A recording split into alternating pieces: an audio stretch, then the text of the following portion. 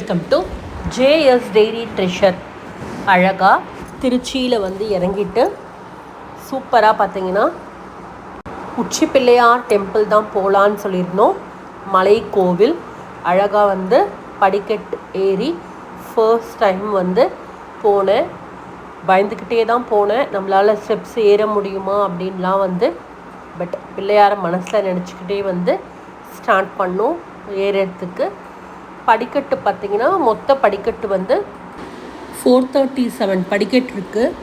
அழகாக மலையை வந்து கட் பண்ணி படிக்கட்டாக வச்சுருக்காங்க. இங்கே வந்து பார்த்திங்கன்னா தாயுமான சுவாமி டெம்பிளும் இருக்குது. லார்ட் சிவா அவங்களுக்கு தான் வந்து இருக்குது. அப்புறம் வந்து தாயாரோட சந்நிதியும் இருக்குது. அழகாக வந்து நீங்கள் எல்லாத்தையுமே வந்து பார்த்துட்டு வரலாம். கொஞ்சம் கொஞ்சமாக ஏறி போகணும் அப்படின்னா அவ்வளோவா தெரியல. ஸோ அழகாக போயிடலாம். நம்ம இந்த கோவிலோட வரலாறை படிக்கும்போது ரொம்ப இன்ட்ரெஸ்டிங்காக இருந்துச்சு. அதை உங்ககிட்டையும் ஷேர் பண்ணுறேன். இலங்கையை வந்து ஆண்ட அசுர மன்னன் ராவணனோட தம்பி தான் வந்து விபீஷ்ணன். ஸோ அதாவது ராமாயண காவியத்தில் வந்து ராமர் என்ன பண்ணார்னா, ராவணனால் கடத்தப்பட்டு சிறைப்பிடிக்கப்பட்ட தனது மனைவி சீதையை வந்து சுக்ரீவனின் உதவியுடன் மீட்கிறார். அனுமன் வந்து என்ன பண்ணுறாருனா அவரை தோற்கடித்தார். இந்த போரில் ராவணனோட ஒழுக்கமும் உண்மையும் கொண்ட சகோதரனான விபீஷ்ணன் வந்து தங்களது சகோதரனுக்கு எதிரான போரில் ராமனுக்கு வந்து உதவுறார். இறுதியில் ராமர் தான் போரில் வெற்றி பெறுகிறார்.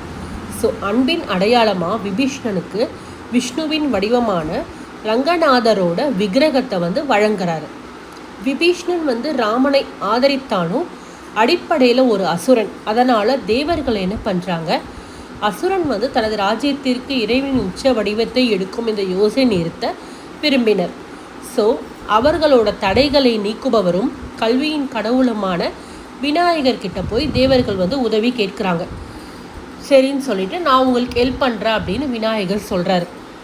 எப்போவுமே விபீஷ்ணன் வந்து தனது ராஜ்யத்திற்கு முதுகில் திருச்சிக்கு வழியாக சென்று காவிரி நதியில் நீராடி தனது அன்றாட சடங்குகளை செய்ய விரும்புவார். அப்படி இருக்கும்போது ஒரு முறை வந்து இந்த நிலத்தில் வைக்கப்பட்ட தெய்வத்தை வந்து எப்போதுமே அகற்ற முடியாது. ஸோ அந்த இடத்துல வந்து விபீஷ்ணனுக்கு ஒரு குழப்பமே வந்துருச்சு. சரின்னு சொல்லிட்டு விபீஷ்ணன் குளிக்கிட்டு கொண்டிருக்கும் போது தெய்வத்தை பிடிச்சிக்கிறதுக்காக ஒருவரை கண்டுபிடிக்க முயற்சிக்கிறார். ஒரு இடையர் வேடத்தில் விநாயகரை காண்கிறார். திட்டத்தின்படி விபீஷ்ணன் முழுமையாக தண்ணீரில் மூழ்கி இருக்கும்போது விநாயகர் தெய்வத்தை எடுத்து காவிரி கரையில் மணலில் உறுதியாக வைத்திருக்கிறார்.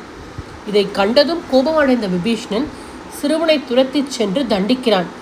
சிறுவன் ஓடி சென்று காவிரி கரைக்கு அருகிலுள்ள பாறையின் மீது ஏறுகிறான். விபீஷணன் இறுதியாக சிறுவனை அடைந்து அவனது நெற்றியில் அடிப்பான். இன்றும் கூட அந்த சிலையோட நெற்றியில் ஒரு குழியை காணலாம். பின்னர் அந்த சிறுவன் தன்னை விநாயகர் என்று வெளிப்படுத்துகிறான். விபீஷணன் உடனடியாக வந்து மன்னிப்பு கேட்கிறார். அப்போ இறைவன் வந்து அவனுக்கு ஆசீர்வதிக்கிறார். சிலை இன்னும் கூட ஸ்ரீரங்கத்தில் இருக்க விதிக்கப்பட்டுள்ளது என்பதை வெளிப்படுத்தி அவரைக்கு இலங்கைக்கு அனுப்புகிறார். ராமாயண காலத்தில் கோகர்ணத்தில் இந்த விநாயகர் ராவணனுடன் இருந்த கதையுடன் இது பல விஷயங்களில் ஒத்திருக்கிறது. நல்லா இருக்குல்ல ஸ்டோரி.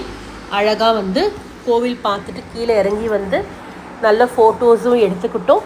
அப்படியே அங்கே மேலே உச்சியில் இருக்கிறதுனால நல்ல காற்று. ஈவினிங் டைம் தான் போயிருக்கிறதுனால சூப்பராக ஈவினிங் டைமை வந்து அழகாக எங்களால் வந்து அங்கே ஸ்பெண்ட் பண்ண முடிஞ்சுது. அப்படியே வந்து ரயில்வே ஸ்டேஷனுக்கு வந்துட்டோம். ஈவினிங் 7 o'clock எங்களுக்கு வந்து அங்கேருந்து ட்ரெயின் திருப்பி வாபஸ் வந்து சென்னைக்கு வந்தே பாரத் எக்ஸ்பிரஸில் தான் புக் பண்ணியிருந்தோம்.